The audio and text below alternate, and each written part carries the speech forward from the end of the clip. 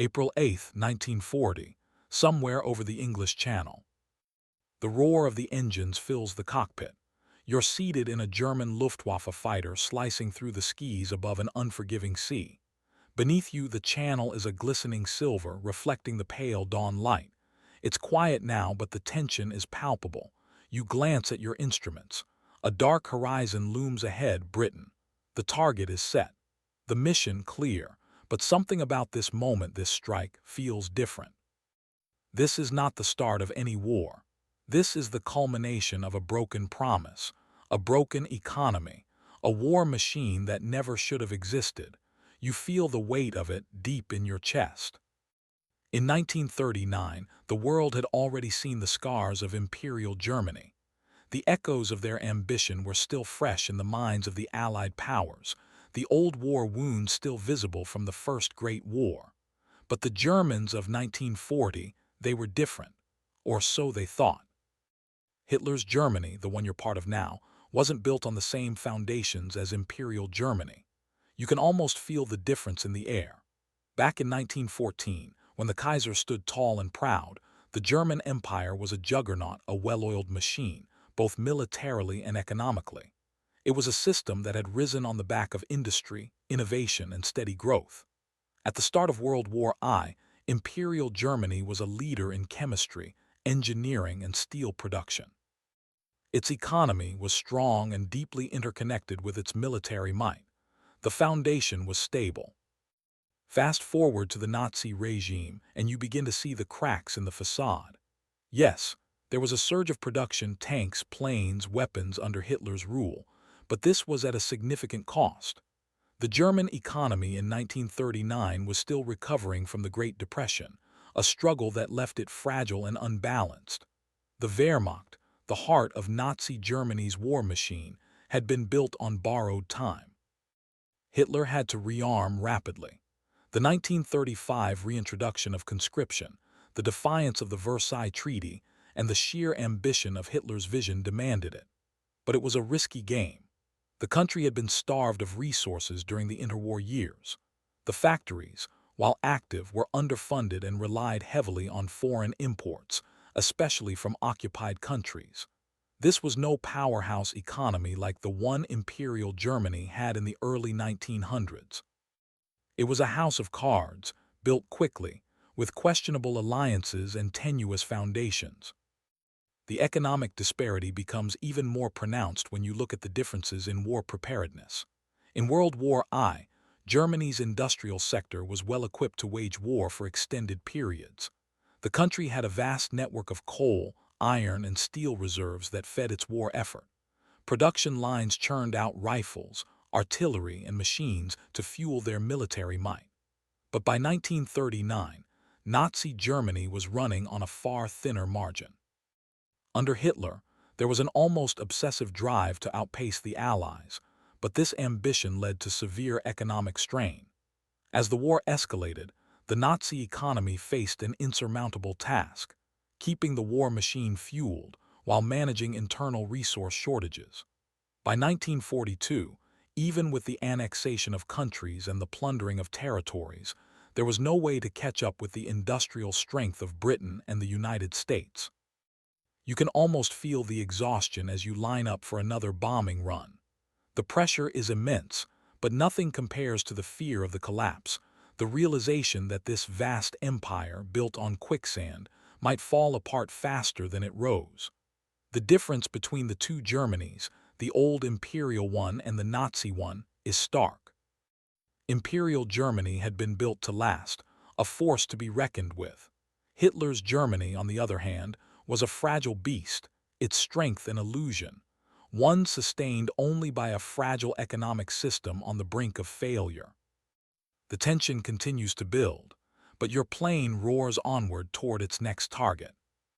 June 22, 1941. The sun is barely visible above the horizon, casting an eerie glow over the vast, frozen expanse of the Soviet Union. The air is heavy, biting at your skin as the freezing winds whip through the barren landscape. Ahead of you, the enormous expanse of land stretches endlessly, the kind of terrain that makes men wonder how any army could possibly move through it. But the orders are clear. Operation Barbarossa, the invasion of the Soviet Union. You feel the weight of it, the enormity of this gamble, as the tanks roar to life and the soldiers march forward, heading deep into enemy territory. Hitler's decision to launch this invasion was a mistake, a colossal one. But this mistake wasn't born of military miscalculation alone. It was the result of a series of missteps that stemmed from Nazi Germany's weakness, a desperate need to expand, to capture resources, and to achieve total dominance. Imperial Germany, in contrast, had been far more careful with its strategic decisions. When World War I began, Germany had already faced a two-front war.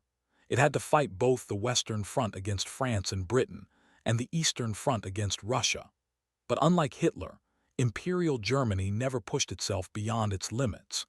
It carefully calculated its military campaigns, utilizing defensive lines when necessary, and launched calculated offensives in critical areas. The strategic leadership of Imperial Germany, though flawed in its own right, was not consumed by blind ambition or overconfidence. The generals and statesmen of Imperial Germany understood the need for sustainability. When facing the combined might of France, Britain, and Russia, Germany fought with a focus on maintaining its military power rather than risking its entire army on a series of overreaching offensives. By 1917, Imperial Germany was already exhausted, but it had managed to maintain some semblance of military strength. The strategy of the Imperial German army was built to endure, even if victory was increasingly unlikely. In the case of Hitler's Germany, however, there was no such endurance built into the plan. There was no fallback, no calculated approach to long-term survival. You feel the engine of the Panzer tank vibrating beneath you as it crashes through a dense forest in the Soviet Union. The air is thick with smoke and the stench of burning fuel. This is a race against time. You know that Hitler's orders are clear: reach Moscow by winter. But as you advance, it's becoming painfully obvious that the vast distance between German forces and their objective is not just a physical one. It's a strategic blunder. By 1941, Hitler's forces had overextended themselves. The invasion of the Soviet Union was a disastrous decision. German forces, caught unprepared for the harsh Russian winter, were stretched thin. The massive Soviet front proved impossible to secure. Supplies became scarce. Morale plummeted, and soldiers began to falter. And yet, Hitler refused to admit defeat, pushing further into Russia. The two-front war was already a problem for Nazi Germany, but now the decision to invade the Soviets was creating a fatal divide in the Nazi war effort. Compare this to the tactics of Imperial Germany in World War I. Yes, they too fought a two-front war, but their strategy was built with sustainability in mind.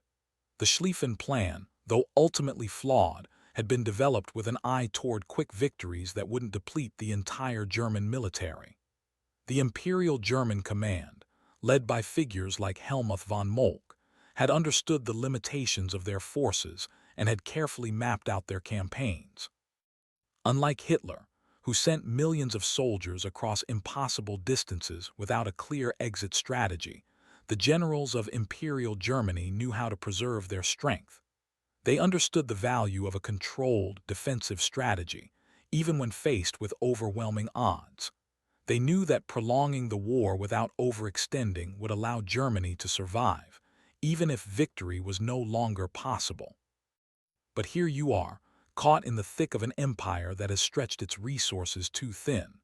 The German forces, trapped in the Soviet Union, are now facing their own collapse. Every advance further into Russian territory is another nail in the coffin. You wonder how long it will be before the whole system crumbles under its own weight. You can hear the distant rumble of artillery, the shouts of commanders trying to rally men who are already losing hope. You see a lone soldier in the distance, dragging his weapon behind him, his face drawn with exhaustion. He's not retreating yet, but how long will it take before he's forced to? The devastating realization settles in. This was never going to work. The gamble had been reckless, And now it's too late to turn back. December 1942, a dank, cold office in Berlin. The air is thick with tension as the clock ticks past midnight. You sit across from the Führer, his eyes burning with determination, but his words are becoming harder to follow. The room is dimly lit, filled with maps and documents that chart the course of your forces, stretched thin across a vast and hostile landscape. Despite your best efforts, you can't shake the nagging feeling that something is deeply wrong. The men around you shift nervously in their chairs. They are all high-ranking officers in the Wehrmacht, some of the best strategists Germany has. Yet, there is a palpable unease in the room.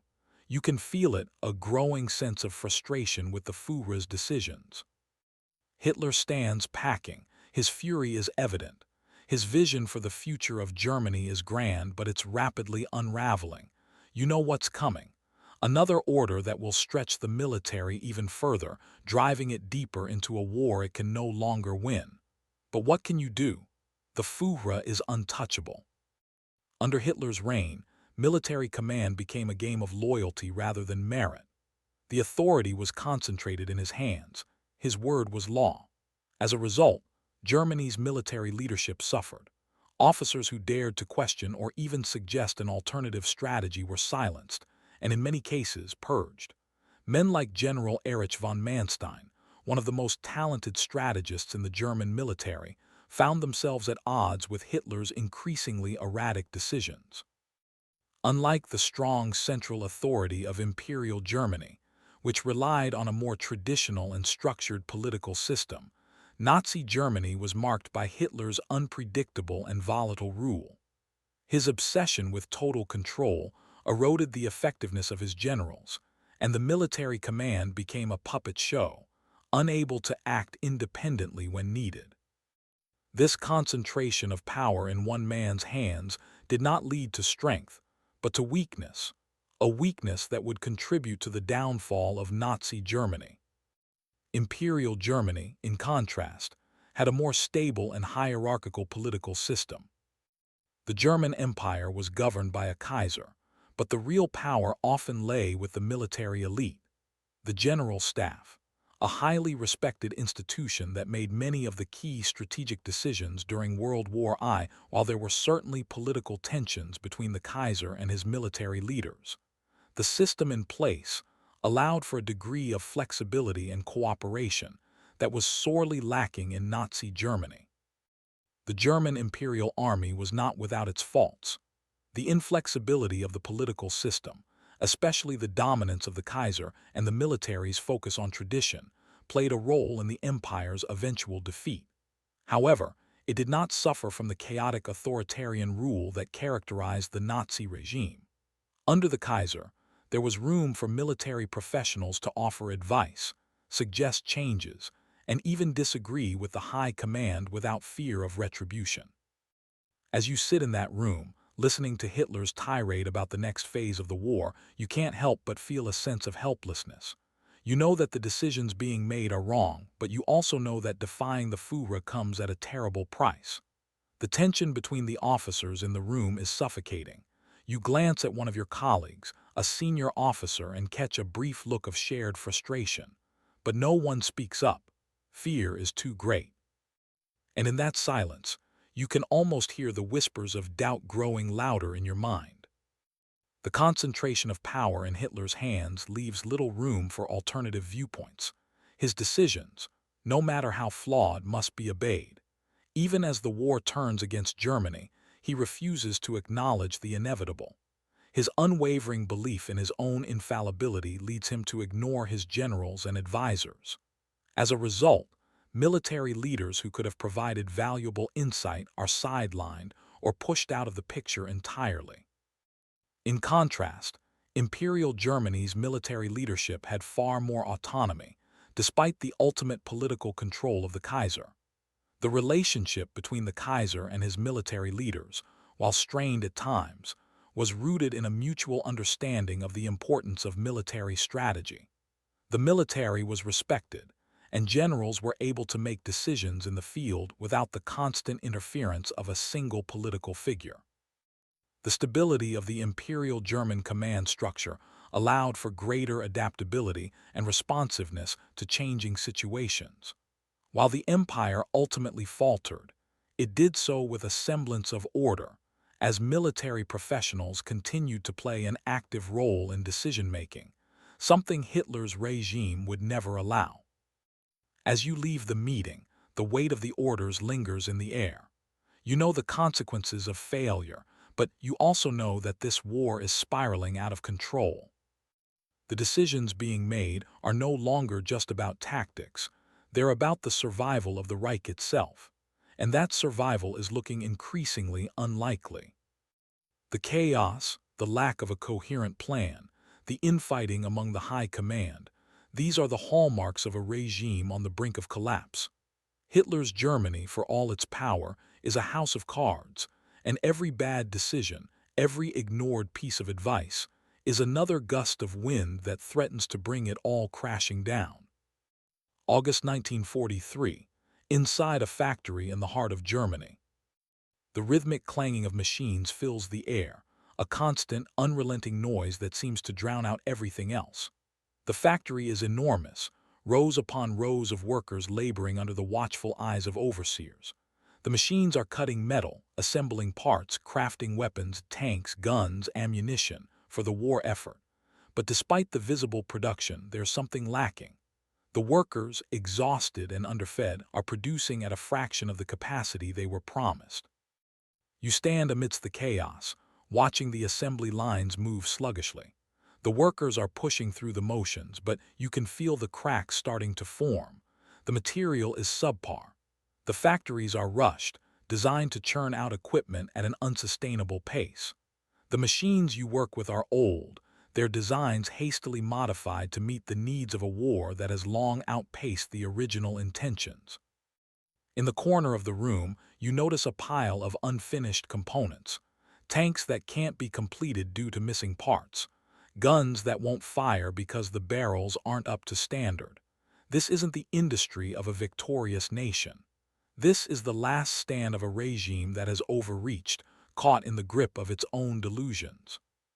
When comparing Nazi Germany to Imperial Germany, the technological and industrial disparity becomes glaring.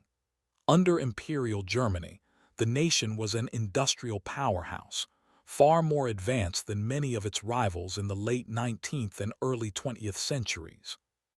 The German Empire, particularly by the time of World War I, boasted a vast network of industrial factories that were not only capable of sustaining prolonged warfare, but were often at the cutting edge of military technology. The empire had become a leader in fields such as artillery production, shipbuilding, and especially chemical engineering. Germany's early successes during World War I were bolstered by its advanced technological sector.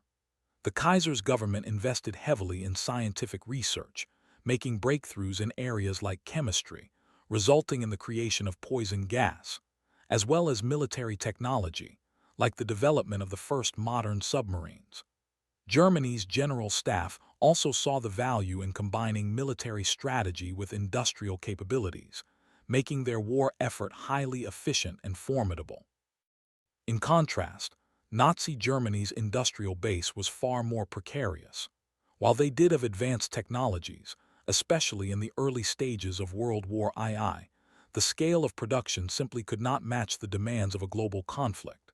Initially, Germany had a competitive edge in military technology, such as the V-2 rocket and advanced tank designs like the Panzer VI Tiger, but these innovations were not enough to overcome the sheer industrial might of the Allies. Moreover, the quality of the materials used in manufacturing these weapons was often inferior, a result of Germany's lack of access to crucial resources like oil, steel, and rubber. Hitler's ambitions for rearmament were based on the rapid creation of weapons and tanks, but the speed with which they were produced led to shoddy craftsmanship. Production lines were hastily set up, and the war effort was rushed, leaving little room for refinement or improvements. The Wehrmacht's reliance on shortcuts in manufacturing resulted in flawed designs and breakdowns, leaving German forces with unreliable equipment. While the Tiger tank was undoubtedly a terrifying weapon on the battlefield, it was heavy, slow, and difficult to maintain. Many of these tanks were out of action due to mechanical failures before even engaging with the enemy. Meanwhile, the Allied forces had already ramped up mass production of weapons that could be produced in enormous quantities with far more consistent quality. But it wasn't just tanks or artillery that revealed the growing divide between the two Germanys. Aviation technology offers another clear example. Under Imperial Germany, the country was a pioneer in the development of aircraft, with the Fokker DRI and other aircraft becoming legendary during World War I. Germany invested heavily in aviation technology, developing some of the most advanced planes of the time, which proved vital for reconnaissance and dogfighting. Fast forward to Nazi Germany, and while they had the Messerschmitt Bf 109, one of the most formidable fighters of World War II, their industrial capacity struggled to keep up with the war's demands. By 1943, German aircraft production was severely lagging behind that of the Allies, particularly the United States, whose B-17 Flying Fortress bombers and P-51 Mustang fighters were more reliable and produced at a scale that Germany simply could not compete with. Despite their early technological advantages, Nazi Germany lacked the infrastructure to produce these planes in the numbers needed for sustained conflict. The difference in industrial prowess between Imperial and Nazi Germany is not just one of quantity, it's a matter of quality. Imperial Germany, despite its flaws, was rooted in a deep industrial tradition that built everything from advanced artillery pieces to well-crafted ships. The machinery of war was expertly designed and finely tuned, built to last and withstand the harshest conditions. Nazi Germany's war machines, on the other hand, were hastily assembled and often lacked the durability and consistency needed to outlast the combined industrial efforts of the Allies. You can feel the weight of this disparity in the factory. The once proud industrial might of Germany is now crumbling beneath the weight of overextension. The roar of the machinery, once a symbol of German strength, now sounds like a funeral dirge. The workers press on, but you sense the hopelessness in their movements.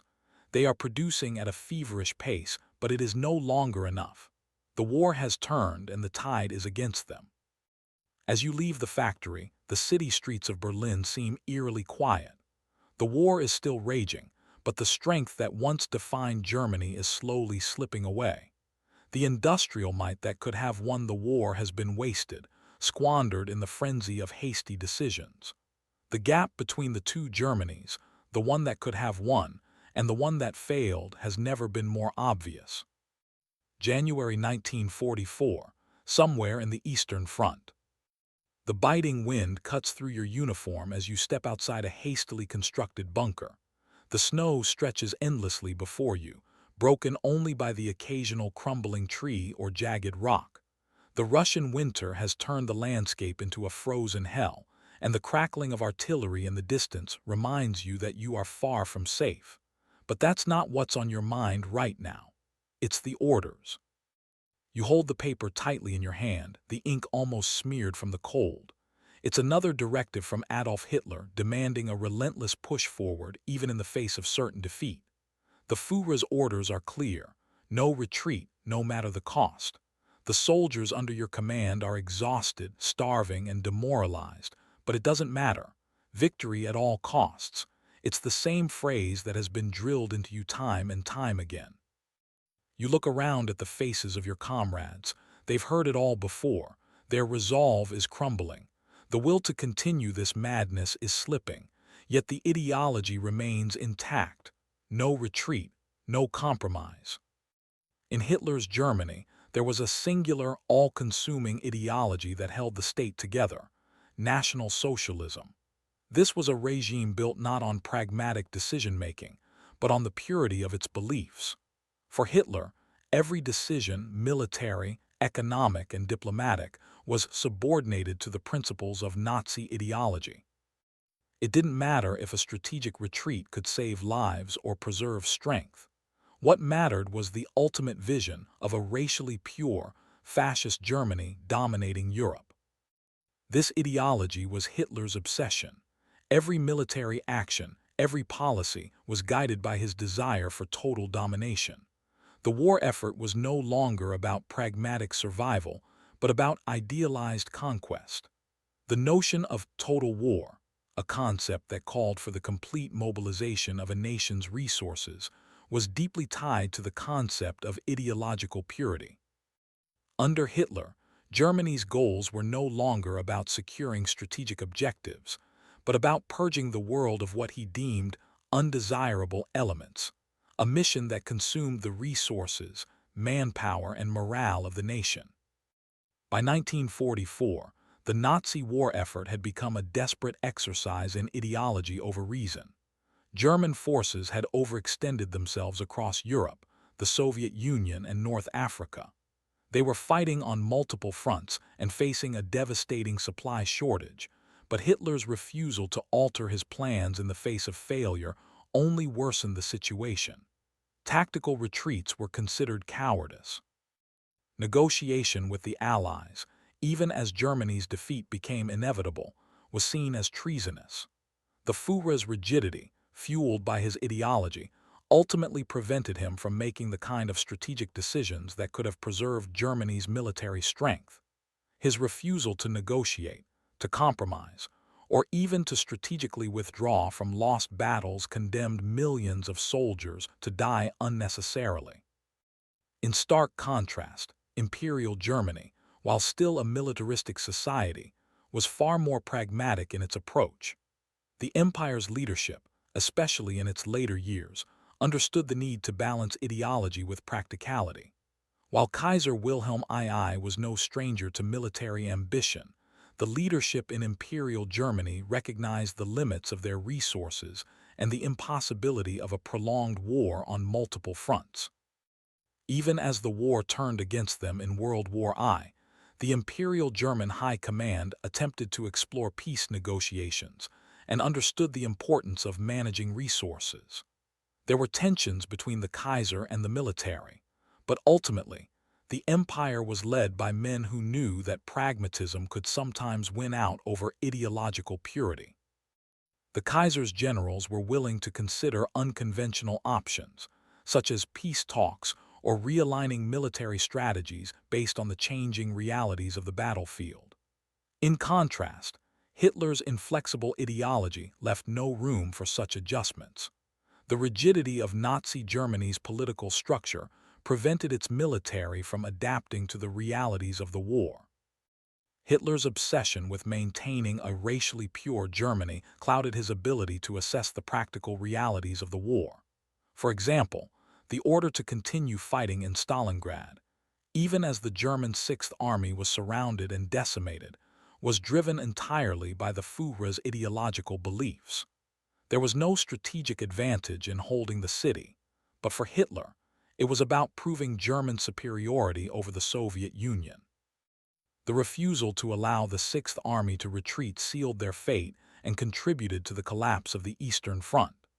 Imperial Germany had seen its own set of failures, but its leadership had a far more flexible approach to military leadership, attempting to salvage what they could, even when victory was impossible. As you stand in the frozen wasteland, surrounded by the remains of a once mighty army, you feel the weight of those words in your hands. No retreat. No matter how hopeless things seem, you must press on. The Führer's words echo in your mind. Victory at all costs. You know it's a lie, but there's no room for doubt anymore. The soldiers under your command are marching forward, despite their exhaustion, despite the cold, because the ideology is so deeply ingrained that there is no other option. But deep down, you feel it.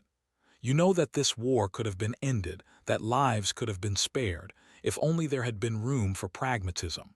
Instead, you're here, trapped in a war that's spiraling out of control, all because of a leader who demanded total commitment to an impossible vision. The cost of Hitler's ideology has become painfully clear. Millions of lives were lost, not in pursuit of achievable victory, but in the name of a dangerous and flawed vision. As the war rages on, it becomes increasingly clear. The price of ideology has been far too high.